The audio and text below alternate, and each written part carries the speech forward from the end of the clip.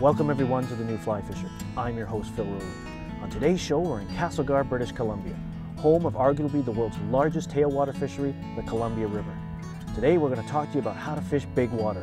We're going to show you the tricks, techniques, presentation skills you'll need to catch some of these beautiful large rainbows that swim around this river. It should be a great show.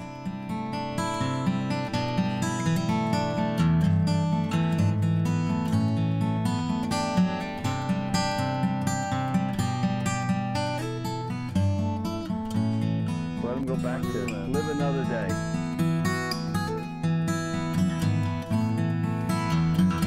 Oh, baby! Look at that fish.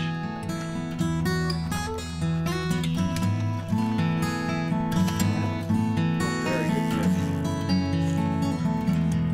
Another fine, beautiful steelhead taking This is a good example of the family Captogenidae. This is why you need a lot of backing.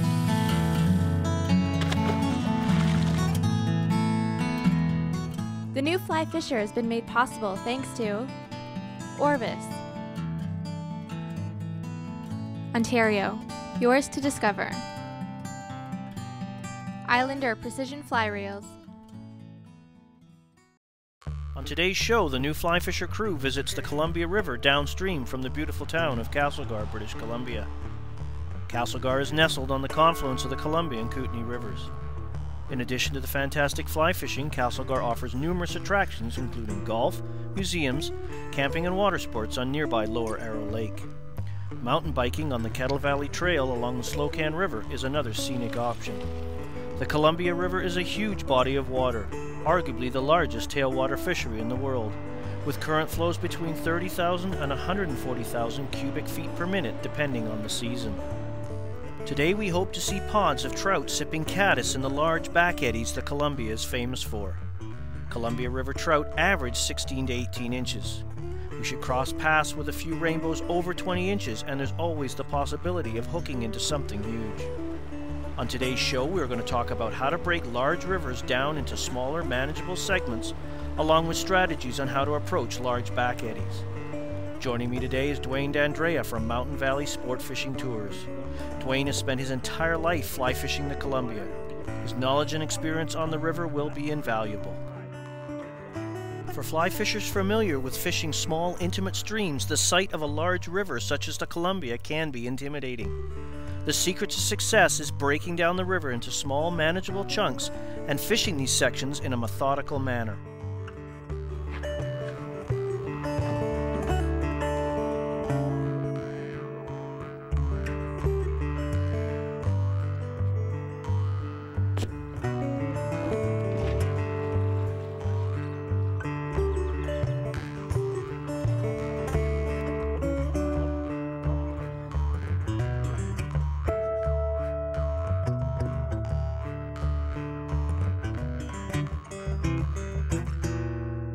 Equipment requirements for large rivers are often the same as small rivers. On today's show, we're using both floating and sink tip lines on 5 and 6 weight rods. A Type 3 sink tip is ideal for working deeper runs or back eddies with soft tackle patterns. For dry and emerger patterns, we're using floating lines with 9-foot leaders tapered to 5x. Copolymer leaders and tippet is our preferred choice, as fluorocarbon tends to drag dry flies beneath the surface. It is important to balance leader, tippet, and diameter to hook size, as too stout a selection can result in straightening light wire dry fly hooks battling these large Columbia River rainbows. Again, this is just the value of a great guide on big water like this. You know, Dwayne knows intimately how these fish cruise and move through these back eddies, and he's pointing out to this as this eddy swirls around and hits the main river. It forms these big whirlpools, and the fish literally ride the crest of the wave of those pools as they form in pods of 8, 10, 15, 20 rainbows. And I'm just casting out into the riffle. He sees my fly land and then just guides me through it and then says, lift, and lo and behold, you lift, and this is the result. Another gorgeous Castlegar rainbow. This is just an impressive fishery. You gotta come here and try this. This one's almost coming. Oh yeah, oh yeah. No, it's not. What we're learning to be the characteristic come to the boat once, see the boat, head back out to sea again trick. Well, this one's right up here. Might be able to get the net on him, Dwayne. Okay. Oh, look at the size of this thing. There's your average Columbia River rainbow. Oh, he's out of the net. Oh. We're not quite done. Again. He decided to do a Yui in the basket of the net. And watching where I was going. Head back out to sea. Look at that, right in the jaw. Right in the scissors. Oh, thank you, Dwayne. Place for you. Oh. So again, I'm just going to take our little size 14 caddis here out of the jaws. This fish is fly is out thanks to barbless hooks. We'll just throw that out of the net. Out of the net. And wet my hands here in the net and just, again, just a magnificent, beautiful fish. We'll just hold that over the side of the boat. A little grass in his mouth there. I want to eat that. Look at that.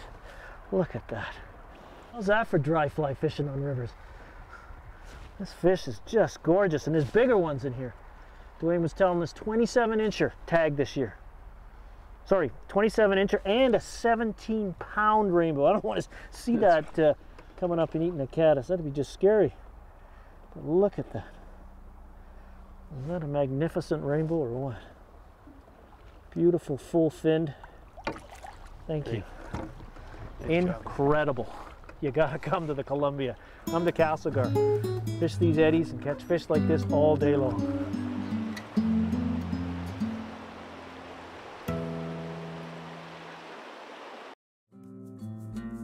When approaching a large river such as the Columbia, break the river down into 4 or 5 lanes.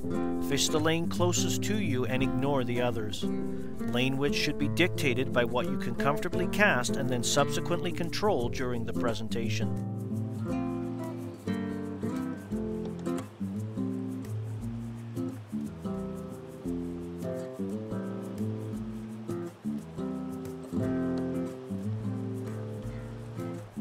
So Dwayne, we're sitting on the Columbia River here. Like many rivers in North America, this is a large body of water and can be very intimidating to anglers. What are some of the tricks and techniques you use to do to break it down into manageable chunks so you can have a successful day on the water? Well, the first thing I like to do is come on out here and get in the main flow and look for a back eddy on the Columbia Rivers. That's the key here. There's a lot of small back eddies and there's a lot of big back eddies. So you just want to pick your eddy, and once you're in your eddy, start breaking it down into smaller rivers, so to speak, and seams. And the food will get trapped in the seams. And so that's what you do. You start breaking it down in sections.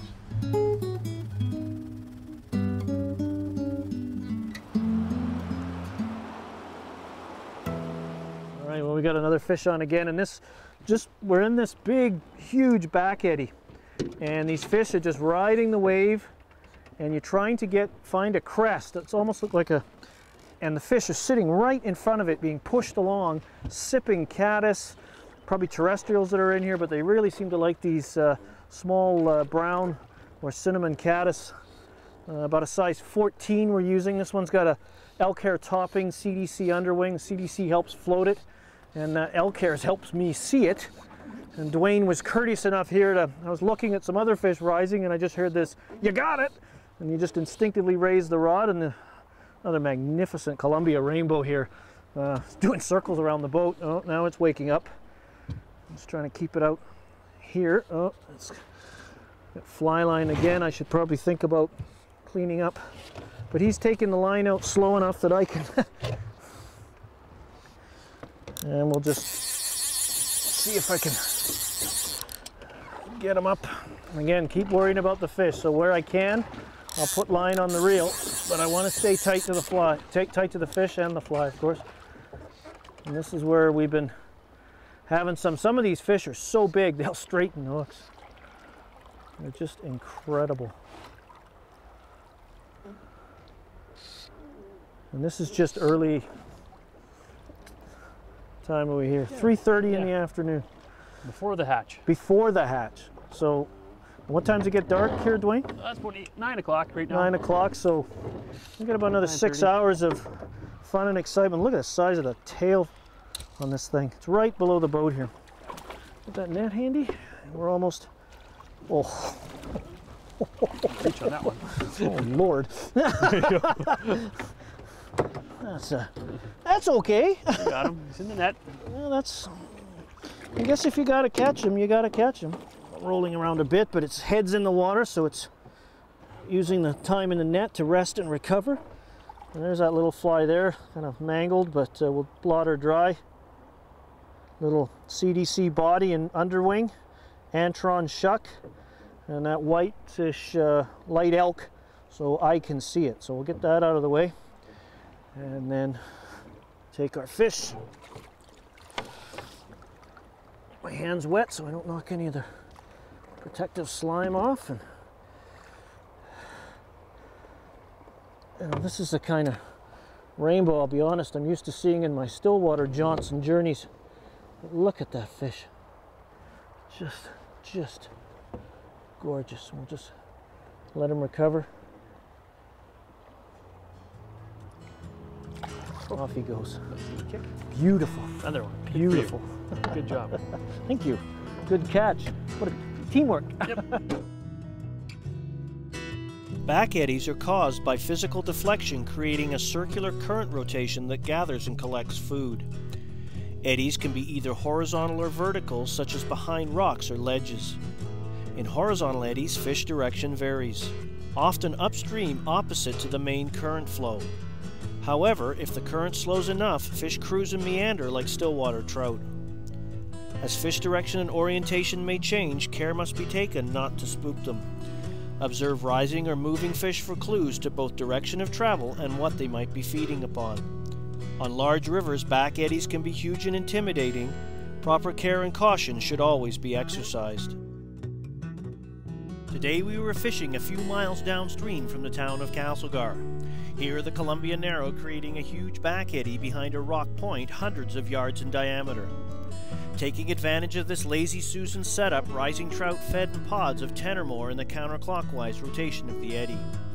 Dwayne expertly positioned his boat in the eye of the eddy so he could target the pods of rising trout. Short, accurate slackline casts were necessary to combat the swirling currents. There was no shortage of targets, and we spent hours rotating around, catching and releasing trout on a variety of dry flies and emergers.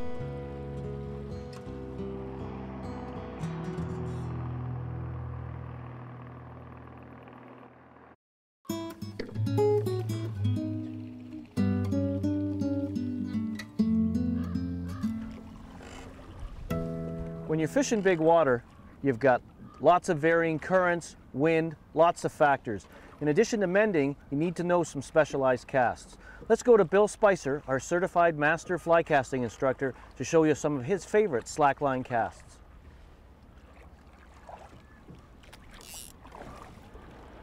When dealing with big waters either in the east or the west, there's times when you must purposely put slack in your cast.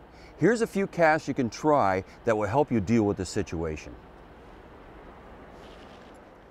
The first cast we're going to do is called the wiggle cast or the serpentine cast, and it's meant for casting downstream and getting a drag-free drift away from you. And it's done like this. You get your normal overhead cast, and when you're ready to present the fly, you stop the rod, and on the way down you wiggle the tip, and it puts all these waves in the line. And it's done like so.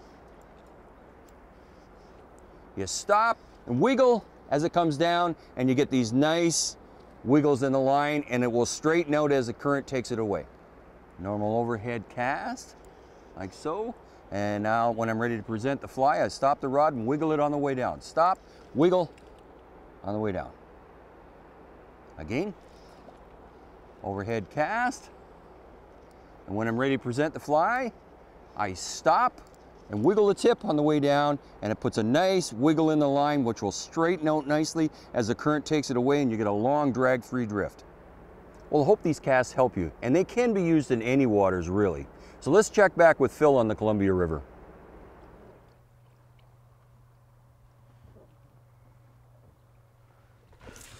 Whoa, that was a bigger fish. Wow, nice. Good for you. Again, that's on just a delicate rise on that adult caddis. We've got caddis all over the surface. It's amazing. As soon as the light leaves the water, We've got That was a perfect dead drift too. oh wasn't it? yeah, we've got caddis coming from the trees primarily to lay eggs. Just amazing. We pulled in here and hardly any showing, and within minutes the water just starts to boil up as pods of these fish get into these little back eddies and just circle around and use the current to their advantage to sip in these adult caddis. And this fish is really giving a good account of itself. Whoa.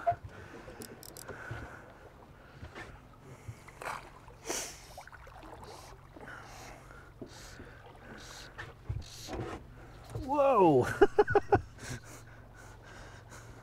He's not too happy. I think we'll have to put the desiccant back on this fly once it's back in. It's going for a Colombian swim. Whoa, there he goes again. This fish is, when he gets to be in the 25, 27 inch range, he's going to beat up some fly fishermen pretty good. Yeah, he's tough. You want premier caddis action? Come to Castlegar. Come spend some time with Dwayne on the Columbia. You won't be disappointed. This thing's thinks it's about 4 times as big as it should be. Yeah, they're tough. They're tough. You do get that. It's fantastic. Look at this. This is that net ready. I think he's almost done. Okay. Give him a little soft mesh basket. That's This is a a nice nice fish. fish. I think he's a little bigger than we thought. Yeah.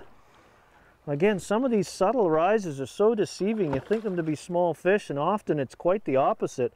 It's just the larger, more confident swirl of a larger rainbow, very confidently feeding on these caddis this evening.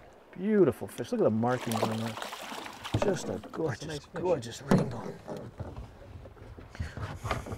That is one healthy Columbia rainbow. Well, there's that little caddis right in the snout. Just a little partridge wing, CDC underwing. Beautiful. Look at that. Just a look. Muscle. Muscle. River rainbows, they're pound for pound. They're strong. They fight current all day long. They're in very good shape. Come to the Columbia.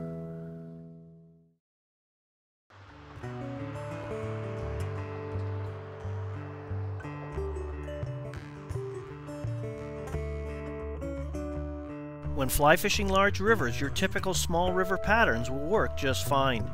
Here on the Columbia, caddis patterns, traditional nymphs and streamers all work depending on water flow, river level, and specific hatch activity.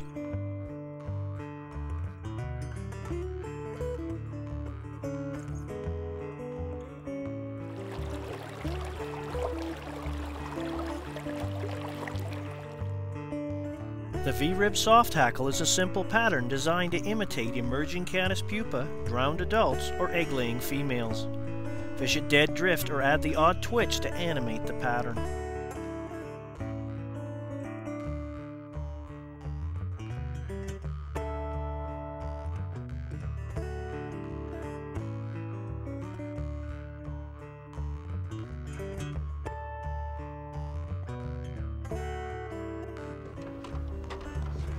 So that was a classic.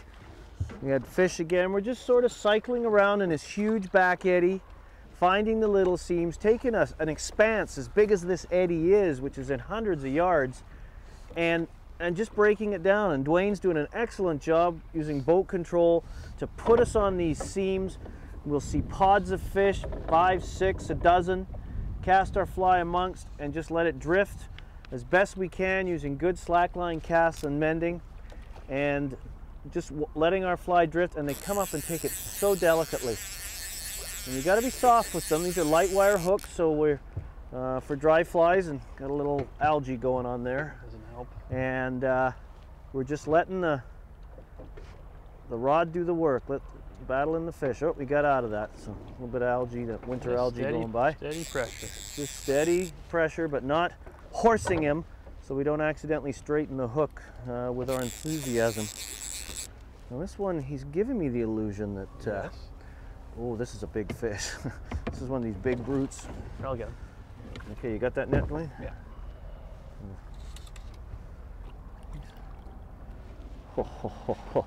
That is a stunning rainbow in any body of water, and just to get it in a river like this, unbelievable. There's pods of these brutes swimming around. I want to stab at him. Dwayne's doing a great job. Just I'm trying to lead him to the net so we don't spook him, but he seems to, there you go, he's showing me his side, and well done, Dwayne. There you go. That's a heavy fish. That's what you come to the Castlegar and the Columbia for. It's fish like this. So we're just going to get the rod out of the way. All right, so we've taken the fly and just thrown that out of the net. And now we're just going to show you at home why you want to come to Castlegar. Bring the family. Let them mountain bike or visit some of the museums. You come to the Columbia, spend some time with Dwayne. Let him show you how to fish these big back eddies. You can take magnificent 20+ inch rainbows like this beauty right here. Look at that. Just a stunning. Just sitting there resting quietly in the palm of my hand, recovering. That fish has got to be close to 24 inches. For sure. On the dry. On the dry, you can't beat it. Just the gentlest of head and tail rises. I think it's liking being in my hands. There we go. I'll just hold him one more time. I want to make sure that he's good and ready to go. He's starting to really fight me now. Just pull him back in and away he goes. Beautiful. Nice job. Gotta come to Castlegar.